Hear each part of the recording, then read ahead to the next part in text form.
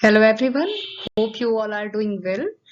पिछला जो सेशन था हमारा उसमें हमने डाइजेस्टिव ग्लैंड्स के बारे में देखा था, लीवर के बारे में पढ़ा था, पैंक्रियाज के बारे में पढ़ा था, सैलिवरी ग्लैंड के बारे में पढ़ा था। ये देखा था कि सैलिवरी ग्लैंड का 3 पेयर होता है। सैलिवरी ग्लैंड का काम लुब्रिकेशन और मॉइस्चर प्रोवाइड करना होता है बकल कैविटी को, जिसकी वजह से हम स्पीच प्रोडक्शन कर पाते हैं, प्रॉपर फूड को मैस्टिकेट कर पाते हैं, उसको सेमी सॉलिड फॉर्म में कन्वर्ट करने में सैलिवरी ग्लैंड के सेक्रेशन का हेल्प होता है। लीवर के बारे में पढ़ा था कि लीवर कैसे फैट को एमल्सिफाई करने में हेल्प करता है, गॉल ब्लैडर का क्या फंक्शन होता है, हमने ये देखा था। पैंक्रियाज के बारे में पढ़ा था, ये देखा था कि पैंक्रियाज का क्या फंक्शन होता है। तो पैंक्रियाज बोथ इंडोक्राइन और एक्सोक्राइन ग्लैंड दोनों हैं। तो आज का जो सेशन होगा वो रिमेनिंग जो इस चैप्टर में बचा हुआ है उसको हम पढ़ के कंप्लीट करेंगे। आज के सेशन में हम इंटेस्टिनल ग्लैंड्स के बारे में पढ़ेंगे, एंजाइम्स के बारे में पढ़ेंगे और कुछ डिसऑर्डर्स जो हैं वो जो कि डाइजेस्टिव सिस्टम के होते हैं उनको देखेंगे। So let's start.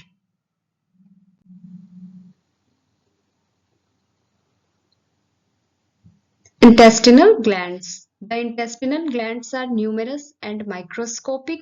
They lie in the wall of small intestine. They are of two types, crypts of Leverkan and Brunner's gland. Intestinal glands जो होते हैं वो न्यूमेरस होते हैं और माइक्रोस्कोपिक होते हैं।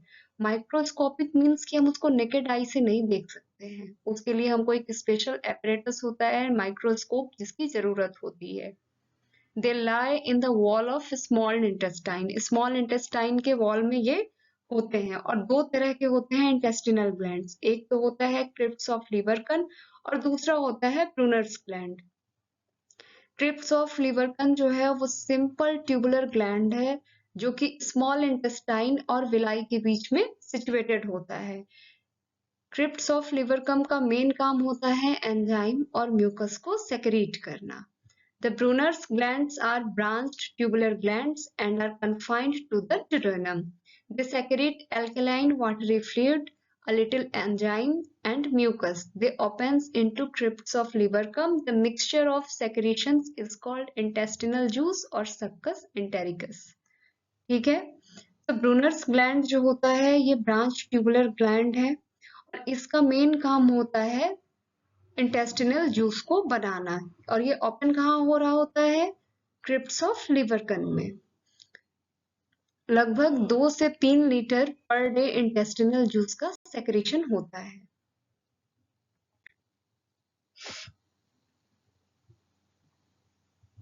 ये छोटा सा डायग्राम है, ये रिप्रेजेंट करने के लिए कि इंटेस्टिनल ग्लैंड्स कैसे होते हैं और कहाँ लोकेटेड होते हैं। अब हम आते हैं एंजाइम्स पे कि कैसे कौन सा एंजाइम बनता है और कैसे ये फूड को डाइजेस्ट करने में हेल्प करता है। तो पहले हम आते हैं डाइजेशन इन स्टमक कि स्टमक में डाइजेशन कैसे होता है। पेप्सिनोजेन जो होता है ये एक इनएक्टिवेटेड एंजाइम होता है। HCl के प्रेजेंस में HCl जो है इसको एक्टिव एंजाइम पेप्सिन में कन्वर्ट करता है। उसी तरह से प्रोरेनिन और HCl यानी कि हाइड्रोक्लोरिक एसिड ये दोनों मिलकर रेनिन बनाते हैं। केसिन जो होता है वो रेनिन के प्रेजेंस में पैराकेसिन और वे प्रोटीन को बनाता है। पैराकेसिन और कैल्शियम मिलके कैल्शियम पैराकेसिन बनाते हैं। कैल्शियम पैराकेसिन जो है ये पेप्सिन के प्रेजेंट में पेप्टोन्स बना रहा होता है। इसके बाद डाइजेशन का प्रोसेस होता है स्मॉल इंटेस्टाइन में। स्टार्च और ग्लाइकोजन जो है ये पैंक्रियाटिक अमाइलेज ये एंजाइम होता है जो कि पैंक्रियाटिक अमाइलेज के प्रेजेंस में माल्टोज और आइसोमाल्टोज में कन्वर्ट होते हैं, टूटते हैं। ट्राइप्सिनोजेन जो है ये पैंक्रियाज में इसका सेक्रेशन हो रहा होता है और ये एक इनएक्टिव एंजाइम होता है जो कि इंटरोकाइनेज एक एंजाइम होता है, इसको एक्टिव फॉर्म ट्राइप्सिन में कन्वर्ट करता है और ये ट्राइप्सिन जो है वो प्रोटीन्स को पेप्टाइड्स में तोड़ता है। काइमोट्राइप्सिनोजेन जो होता है ये फर्दर एक इनएक्टिव एंजाइम है जिसका सेक्रेशन जो है ये पैंक्रियाज से हो रहा होता है और ट्राइप्सिन एक एंजाइम है जो कि इसको एक्टिव फॉर्म काइमोट्राइप्सिन में कन्वर्ट करता है और ये काइमोट्राइप्सिन फर्दर प्रोटीन को डाइजेस्ट करता है, प्रोटीन को पेप्टाइड्स में तोड़ता है। प्रो कार्बोक्सीपेप्टिडेज जो है ये भी ट्राइप्सिन के प्रेजेंस में एक्टिव फॉर्म में आते हैं, कार्बोक्सी पेप्टिडेज बनते हैं और फर्दर पेप्टाइड्स को डाइपेप्टाइड्स और अमाइनो एसिड्स में तोड़ते हैं।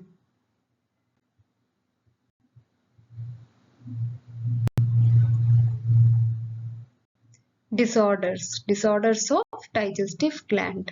पहला डिसऑर्डर है डायरिया। डायरिया क्या होता है कि फीसेस जो होते हैं, जो अनडाइजेस्टेड फूड होते हैं, हमारा जो एक्सक्रीटा होता है, ये इसका काफी फ्लूइडी डिस्चार्ज होता है और ये मेनली बैक्टीरियल इन्फेक्शन की वजह से होता है। होता क्या है कि लार्ज इंटेस्टाइन में वाटर का जो एब्जॉर्प्शन है वो बहुत ज्यादा हो जाता है, जिसके चलते जो पेरिस्टालसिस होता है, ये मूवमेंट बहुत ज्यादा हो जाता है, जिसके चलते फ्लूइड को कंसंट्रेट नहीं कर पाता है और ये लिक्विडी डिस्चार्ज होता है। कॉन्स्टिपेशन में क्या होता है कि जो एक्सक्रीटा है, एक्सक्रीटरी मटेरियल है, वो काफी ड्राई हो जाते हैं, काफी ज्यादा स्टिफ हो जाते हैं, जिसके चलते कि इसके पासेस में परेशानी होती है। वॉमिटिंग होता है, food substances comes out through mouth. Undigested food जो होता है वो अनडाइजेशन की वजह से उसका जो डिस्चार्ज होता है वो माउथ के थ्रू होता है। ये बैक फ्लो हो जाता है, एक तरह से फूड का बैक फ्लो कह सकते हैं। नोजिया जो होता है ये वॉमिटिंग लाइक फीलिंग होती है, अंदर से ऐसा लग रहा होता है कि हमें वॉमिटिंग हो जाएगी, और ये भी डाइजेस्टिव सिस्टम के डिसऑर्डर्स का ही एक पार्ट है।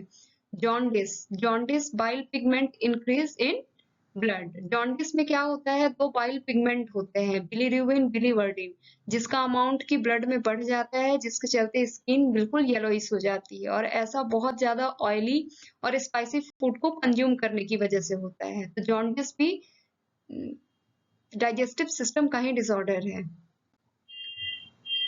उसके बाद आता है colitis, inflammation of colon and rectum. इसमें भी फ्लूइडी डिस्चार्ज होता है, जो फीकल मटेरियल होते हैं, फीसेस होते हैं, इनका फ्लूइडी डिस्चार्ज होता है, और बहुत बार जो स्टूल आता है उसमें ब्लड भी आ रहा होता है। तो ये भी मेनली बैक्टीरियल और वायरल इन्फेक्शन की वजह से ही होता है। हेपेटाइटिस जो होता है ये इन्फ्लामेशन ऑफ लीवर होता है, लीवर में सूजन आती है, और ये भी बैक्टीरियल और वायरल इन्फेक्शन की ही वजह से होता है।